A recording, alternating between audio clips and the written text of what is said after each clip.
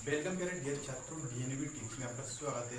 तो यहाँ पर हम स्टार्ट करने वाले हैं यहाँ पर क्लास 10th का जो हमारा चैप्टर का नाम है क्या, वास्तविक संख्या। चैप्टर का नाम क्या है हमारा, वास्तविक संख्या। तो यहाँ पर हम वास्तविक संख्या को यहाँ पर चैप्टर स्टार्ट करने से पहले जो आपने कुछ क्लास 9th में जो आपने कुछ सीखा होगा, ये सभी यहाँ पर आपको देखने को मिल रहा है। जैसे कि प्राकृतिक संख्या क्या होती है, पूर्ण संख्या, पूर्णांक, परिमित संख्या, अपरिमित संख्या, वास्तविक संख्या। तो इनके बारे में मैं आपको यहाँ पर बताऊंगा। तो इनका एक बार हम क्या बिल्कुल एक बार रिवीजन कर लेते हैं। इसके बाद यहाँ पर हम क्या कौन सा चैप्टर स्टार्ट करेंगे, यहाँ पर वास्तविक संख्या यानी कि रियल नंबर, हमारा एज वाला चैप्टर हम स्टार्ट करेंगे। ठीक है, तो यहाँ पर हम इसको समझ लेते हैं। तो जैसा कि आपको यहाँ पर पहले क्या दिया है, प्राकृतिक संख्या। प्राकृतिक संख्या यानी नेचुरल नंबर। नेचुरल नंबर क्या क्या होता है, ठीक है। हम कुछ ज़्यादा इसमें डिटेल में नहीं समझेंगे, क्योंकि इसका हमका पिछली कक्षा में क्लास 9th में ये सभी हम पढ़ कर आ रहे हैं कि हमारा जो क्या होता है, प्राकृतिक संख्या क्या होती है। ठीक है, जब भी मैं आपको यहाँ पर बता रहा हूँ। तो जैसे कि प्राकृतिक संख्या, नेचुरल नंबर क्या होती है, इसको क्या सबसे पहले आपको ध्यान में रखना है, क्या इसको हम कैपिटल एन से हम इसको क्या दर्शाते हैं। ठीक है, तो यहाँ पर तो प्राकृतिक संख्या होती क्या है। तो जैसे कि यहाँ पर मैं लिखूँ, यहाँ पर जैसे कि आपको यहाँ पर 1 2 3 4, ठीक है, 5 और आगे तक यानी कि कहाँ तक, अनंत तक की संख्या, यानी 1 से लेके अनंत तक की संख्या क्या कहलाती है, प्राकृतिक संख्या कहलाती है। तो एक और बात मैं आपको बता दूं, अगर इस चैनल पर मैं आपका जो हमारा चैनल है जिसमें आप क्या अभी वीडियो देख रहे हो, यानी कि डीएनवी टीच पर आप वीडियो देख रहे हो, तो बिल्कुल एकदम बिल्कुल बेसिक से यहाँ पर चैप्टर स्टार्ट करने वाले हैं हम, बिल्कुल सभी चैप्टर और बिल्कुल डिटेल में पढ़ेंगे। तो अगर आप भी पढ़ाई हमारे चैनल के साथ करना चाहते हैं तो चैनल को सब्सक्राइब कर लीजिएगा। ठीक है, और इस वीडियो को अपने सभी फ्रेंड्स को आपको भेजना है। ठीक है, और दूसरी बात आपको यहाँ पर क्या करना है, ये आपको यहाँ पर मैं जो पढ़ा रहा हूँ पूरी की पूरी पीडीएफ आपको हमारे टेलीग्राम ग्रुप पर मिल जाएगी। ठीक है, टेलीग्राम ग्रुप पर मिल जाएगी। तो आपको टेलीग्राम ग्रुप ज्वाइन कर लेना है। क्या कर लेना है, टेलीग्राम ग्रुप जरूर ज्वाइन कर लेना है। टेलीग्राम की लिंक आपको कहाँ पर मिलेगी, वीडियो के डिस्क्रिप्शन में जाना है। डिस्क्रिप्शन में आपको क्या इस आपको जो टेलीग्राम है, ठीक है, यहाँ पर जो पूरी की पूरी आपको यहाँ पर नोट्स वगैरह टेलीग्राम पर मिलेंगे। तो वीडियो के डिस्क्रिप्शन में जाकर आप हमारे टेलीग्राम ग्रुप ज्वाइन कर लीजिएगा, वहाँ से आपको पूरे के पूरे आपको नोट्स मिल जाएंगे। ठीक है, तो यहाँ पर कुछ जानकारी मैंने आपको बता दी। तो सबसे पहले यहाँ पर हम क्या पढ़ रहे थे, हम पढ़ रहे थे कि यहाँ पर जो हमारी वास्तविक संख्या क्या होती है, वास्तविक संख्या हम पढ़ रहे थे हमारी प्राकृतिक संख्या क्या होती है। ठीक है, यहाँ पर एक बार हम रिवीजन कर रहे हैं। तो 1 2 3 4 5 और यहाँ पर कहाँ तक, अनंत तक। हम क्या लिख सकते हैं, अनंत तक की संख्या क्या कहलाती है, यहाँ पर लिखो। ठीक है, यहाँ पर मैं बोल के बता दीजिए, अनंत तक की संख्या क्या कहलाती है, हमारी कहलाती है यहाँ पर प्राकृतिक संख्या। और हमारी कुछ किताबों में परिभाषा कैसे लिखी होती है, गिनती वाली संख्या प्राकृतिक संख्या कहलाती है यहाँ पर। लेकिन ध्यान देने वाली बात एक और है, क्या है कि यहाँ पे आपको जीरो नहीं लेना है। क्या नहीं लेना है, जीरो से स्टार्ट नहीं करना है। ठीक है, तो यहाँ पर हम इसको देखते हैं। अब क्या होती है पूर्ण संख्या, क्या पूर्ण संख्या क्या होती है, होल नंबर। इसको हम डब्ल्यू से दर्शाते हैं, किससे दर्शाते हैं, डब्ल्यू से हम इसको दर्शाते हैं। ठीक है, तो होल नंबर, तो इसको हम स्टार्ट करते हैं कहाँ से, इसको हम जीरो से स्टार्ट करते हैं, जीरो। ठीक है, 1 2 3 4 5, इसको अनंत तक आगे भी जा सकते हैं। ठीक है, अनंत तक। तो अनंत तक, जीरो से लेके अनंत तक की संख्या क्या कहलाती है, पूर्ण संख्या कहलाती है। सिर्फ इसमें कुछ नहीं करना, आपको क्या करना है, जो हमारी प्राकृतिक संख्या होती है, उनमें से हमें क्या जीरो और मिला देना है। यानी कि प्राकृतिक संख्या 1 से स्टार्ट होती है और जो हमारी पूर्ण संख्या होती है वही हमारी जीरो से स्टार्ट होती है। इतना आपको यहाँ पर देखना है। ठीक है, तो जैसे कि इसकी परिभाषा क्या दी होती है किताबों में, कि प्राकृतिक संख्या के समूह में यदि जीरो और मिला दिया जाए या जीरो और जोड़ दिया जाए तो हमें क्या पूर्ण संख्या प्राप्त होती है, यानी कि पूर्ण संख्या का समूह प्राप्त होता है। ये आपको अनंत तक देखने को मिलेगा। ठीक है, मैंने लिखा नहीं अनंत तक। इसके बाद यहाँ पर हम देखते हैं पूर्णांक। अब क्या होता है पूर्णांक, तो यहाँ पर आपको देखेंगे तो प्राकृतिक संख्या है और पूर्ण संख्या है, लेकिन यहाँ पे आपको दिख रहा है पूरी की आपको धनात्मक यानी धन वाली संख्या दिख रहा है, माइनस वाली या ऋण वाली आपको यहाँ पर कोई संख्या नहीं दी है। तो अब हमें क्या किसकी जरूरत पड़ती है, मान के चलो गणित में, तो हमारे लिए क्या माइनस वाले अंक की जरूरत पड़ेगी, तो वही हम कहाँ से लाएंगे। उसके लिए यहाँ पर आप पूर्णांक देख सकते हैं। पूर्णांक यानी इंटीजर्स, इसको हम कैपिटल जेड से दर्शाते हैं। किससे दर्शाते हैं, कैपिटल जेड से। तो यहाँ पर आपको क्या करना है, इसमें देखो प्राकृतिक संख्या लो। पहले आप कह लो प्राकृतिक संख्या, जैसे कि 1 2 3, जैसे कि 4 और हम 5 ले रहे हैं, और आगे कहाँ तक जाता है, अनंत तक। ठीक, अनंत तक जाता है। इसमें आपको क्या लेना है, यहाँ पर जीरो से स्टार्ट करते हैं। क्या करते हैं, जीरो से स्टार्ट करते हैं। ठीक है, और इसमें आपको इस तरफ क्या लेना है, -1।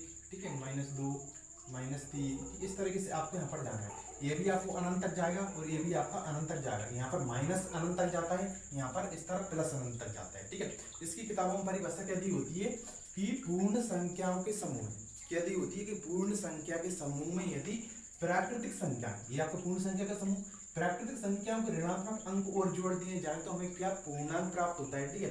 तो आप यहाँ पर देखेंगे तो यहाँ से लेके यहाँ तक, यानी कि हमारे लिए आपकी 0 से लेके यहाँ तक क्या है, पूर्ण संख्या के समूह था, जिसमें हम प्राकृतिक संख्या को ऋणात्मक यानी माइनस वाले अंक को जोड़ रहे हैं, ठीक है। ये अनंत तक जाएगा, यहाँ पर माइनस अनंत तक जाएगा, ठीक है, यहाँ पर प्लस अनंत तक जाएगा, ठीक है। ये आपको यहाँ पर ध्यान में रखना, अनंत तक यानी कि 1 2 3 4 5 से लेके आपको 99 100 1000 जितनी भी आप गिन सको, ठीक है। माइनस और एक तरफ प्लस में, तो ये क्या कहलाती है आपके यहाँ पर पूर्णांक कहलाता है। पूर्णांक में माइनस वाली संख्या एक होती है, प्लस वाली संख्या होती है। लेकिन आपको यहाँ पर एक और ध्यान देने वाली बात है, क्या है, तो यहाँ पे यहाँ तक जो प्लस वाली संख्या 0 को छोड़कर, क्या 0 को छोड़ना है, क्योंकि ये आपको कौन सी संख्या कहलाएंगे, ये धनात्मक पूर्णांक कहलाती हैं। कौन से कहलाती हैं, ये आपके धनात्मक पूर्णांक, ठीक है। यहाँ में इसमें किसी इसको लिख दूँ, ठीक है। ये कौन से कहलाती हैं, ये आपके धनात्मक पूर्णांक कहलाते हैं। यहाँ पर मैं लिख रहा हूँ, ठीक है, बिल्कुल आपको थोड़ी आपको बता रहा हूँ, आप बिल्कुल इनका रिवीजन कर ले। इसके बाद यहाँ पर हम क्या पढ़ेंगे वो आपको बताऊंगा, ठीक है। तो ये आपके कौन से कहलाते हैं, ये आपके धनात्मक पूर्णांक कहलाते हैं, धन वाली संख्या, ठीक है, धनात्मक पूर्णांक, ठीक है।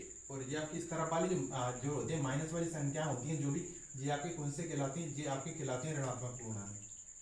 कौन से कहलाते हैं, ऋणात्मक पूर्णांक, ठीक है। ये आपके कहलाते हैं ऋणात्मक पूर्णांक। और लेकिन आपको जीरो को ना तो धनात्मक पूर्णांक की श्रेणी में आता है, ना ही तो ऋणात्मक पूर्णांक की श्रेणी में आता है। जीरो सिर्फ 0 होता है, ठीक है। इतनी आपको यहाँ पर बात ध्यान में रखना है। इसको आपको इसके बाद आता है हमारा, ठीक है, ये आपने देख लिया। इसके बाद हम इसमें यहाँ पर देखते हैं, ठीक है, ये थोड़ा ऊपर लिखना थी लेकिन नहीं। अब क्या आती है, परिमेय संख्या। क्या आती है, परिमेय संख्या। परिमेय संख्या होती क्या, ठीक है, परिमेय संख्या यानी रेशनल नंबर। इसको हम क्या कैपिटल Q से दर्शाते हैं। तो यहाँ पर इसमें आप लिख सकते हैं परिभाषा, तो यहाँ किताबों में दी होती है कि वे संख्या जिसे हम P बटे Q के रूप में लिख सकते हैं, जिसमें यहाँ पर क्या Q नॉट इक्वल टू 0, यानी कि हमारी हर वाली संख्या वो क्या 0 नहीं होना चाहिए, ठीक है। तो इस तरीके से आपको सिंपल क्या याद रखना है, ठीक है। इसमें आपको सिंपल याद रखना है परिमेय संख्याओं में कि वे संख्या जिसे हम क्या P बटे Q के रूप में लिख सकते हैं। कौन सी संख्या जिसे हम, ठीक है, P बटे Q के रूप में लिख सकते हैं, P बटे Q के रूप में लिख सकते हैं, परिमेय संख्या कहलाती हैं। और अपरिमेय संख्या क्या होती हैं, वे संख्या जिसे हम P बटे Q के रूप में नहीं लिख सकते। क्या नहीं लिख सकते, वे संख्या अपरिमेय संख्या कहलाती हैं। लिख सकते हैं वे संख्या क्या, परिमेय संख्या कहलाती है। लेकिन आपको एक बात ध्यान में रखना है कि यहाँ पर हमारा जो Q है, ये हम यहाँ पर स्मॉल q बना देते हैं, ठीक है, इस तरीके से मैं आपको यहाँ पर लिख देता हूँ।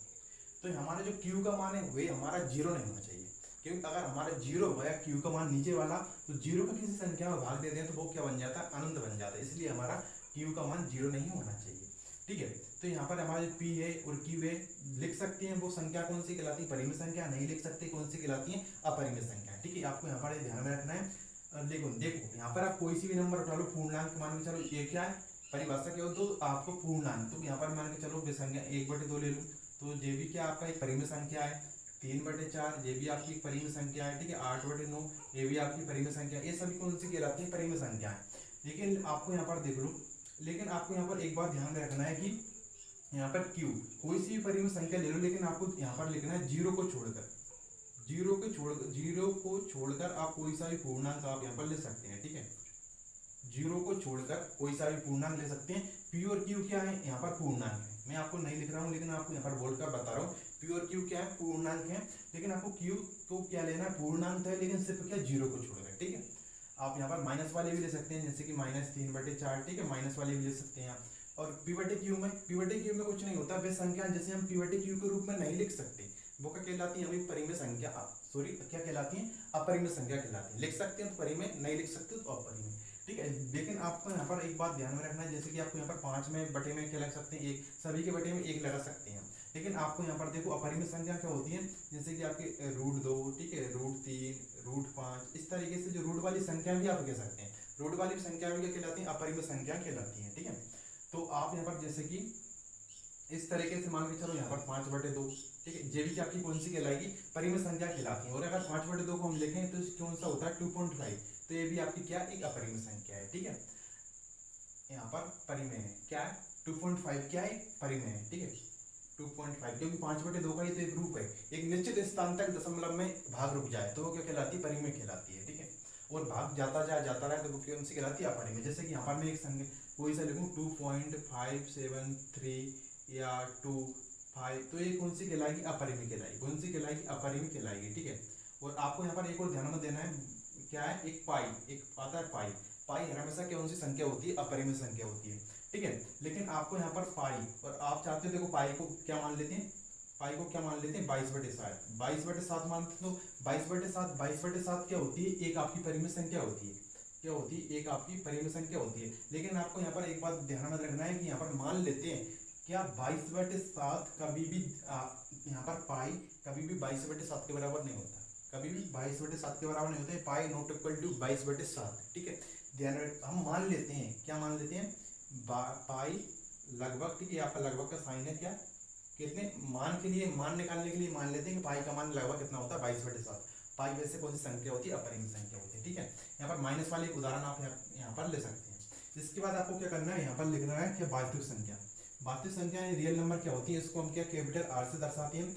तो परिमेय यहाँ पर क्या किताबों में जो भी हमारी परिभाषा होती है वो लिखी होती है, क्या लिख देते हैं कि परिमेय और अपरिमेय संख्या के समूह को क्या कहते हैं, वास्तविक संख्या कहते हैं, ठीक है। यहाँ पे आप परिमेय और अपरिमेय को ऐड कर दो, जैसे कि आपको 1/2, 3/4, ठीक है।